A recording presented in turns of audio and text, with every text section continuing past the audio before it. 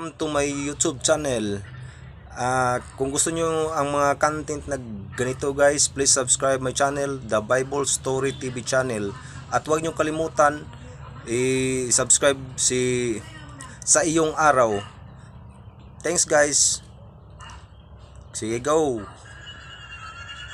Ipinapakita sa atin ng napakaliwanag ng Biblia na may mga spiritual forces lampas sa ating mga imahinasyon. Ito ay puwersa na naglalaro literally lampas ng mga nakikita ng ating mga mata. Efeso chapter 6 verse 12, sapagkat ang ating pagkikibaka ay hindi laban sa laman at dugo, kundi laban sa mga pamunuan, laban sa mga kapangyarihan, laban sa mga namamahala ng katilimang ito sa Grabe no, totoo pala ito no.